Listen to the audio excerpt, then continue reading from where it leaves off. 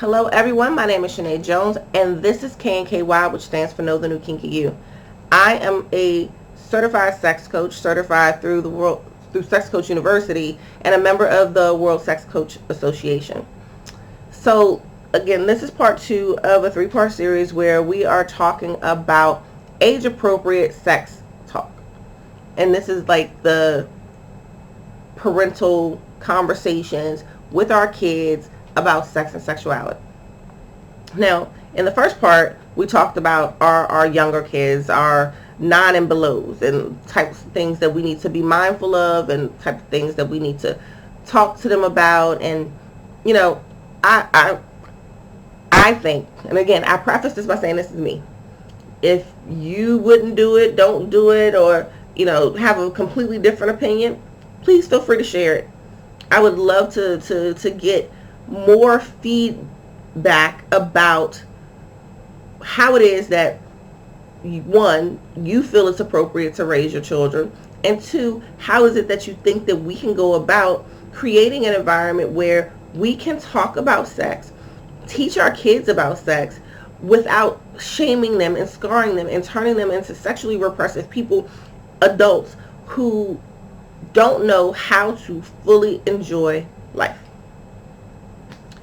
So when we're talking about the teenagers, if you just start having conversations with teenagers about sex, you're already too late. Already too late. Because every kid has one of these. They got a phone. Teenagers, they got one of these. They got a phone, they got a tablet, they got the internet, right? And they also have their friends. Their friends are around to talk to them and tell them and teach them about sex. Now, if you don't do this the right way, you are potentially creating a false interpretation of what sex actually is, how people are actually expected to perform and behave, and you'll send a message that will be impactful for the rest of their lives. So when you are a young person, a young adult, and again, in the last video I talked about as babies, they play with their genitals, they enjoy the feel of them, it makes them happy. But you have to remind babies, especially that not right here, not right now, you can't do that. But when they're older, especially when they're older, you want to give them the privacy to discover how they feel. And that's typically through masturbation. It is not masturbation and pornography, which is part of what the problem is. If you are a hoverer, or if you don't let your kids just stay in their room for a little while and do them, then they'll never have the opportunities to learn their bodies. So just as an FYI, most grown men have their masturbatory techniques honed as teenagers, because if you notice that not all, not most, I'm going to say a lot of some men, when they masturbate, it's this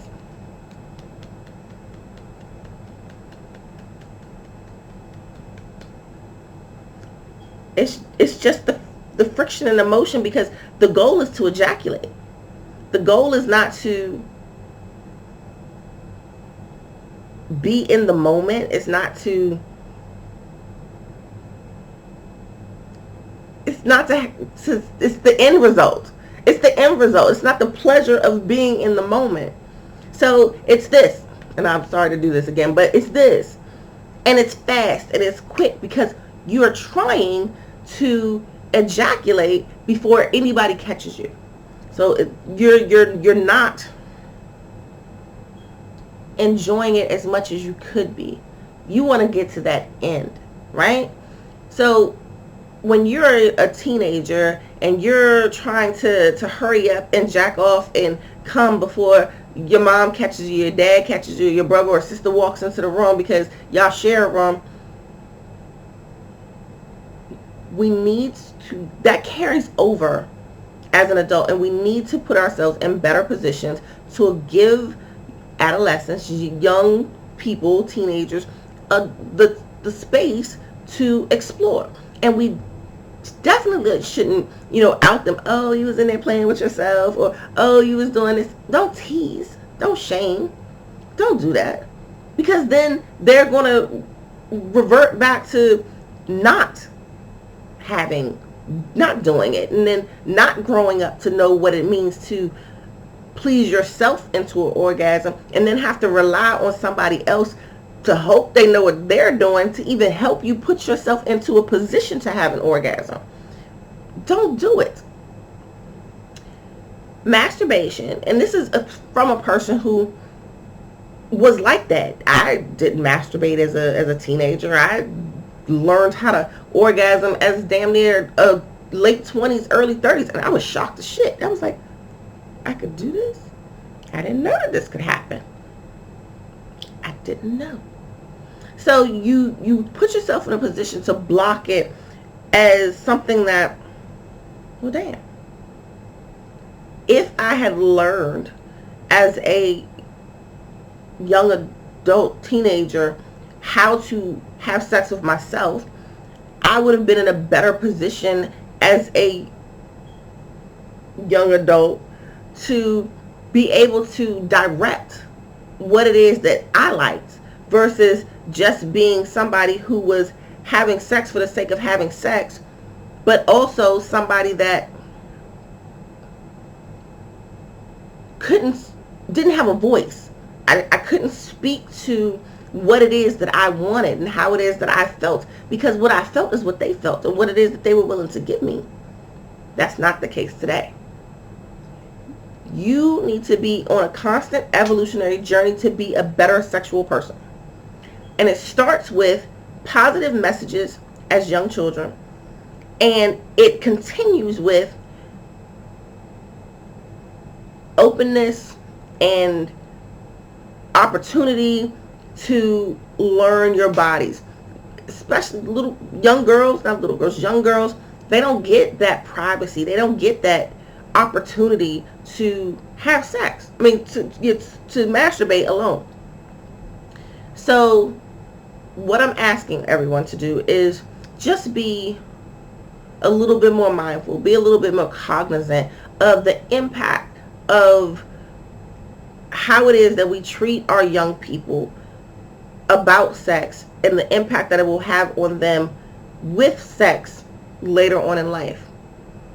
And going back to specifically porn. Pornography is a form of entertainment, in my opinion. It is something that people who are well versed in sex can use as an entertainment vehicle to get them sexually aroused and perhaps introduce something new and creative into your sexual relationship. But it's not a teaching tool.